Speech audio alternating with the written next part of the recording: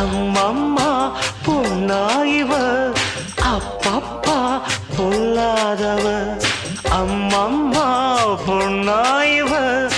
அப்பப்பா பொல்லாதவ ஆழமானவ துணி எடுத்து மூடிக்கோ மூடிக்கோ கண்ண மூடிக்கோ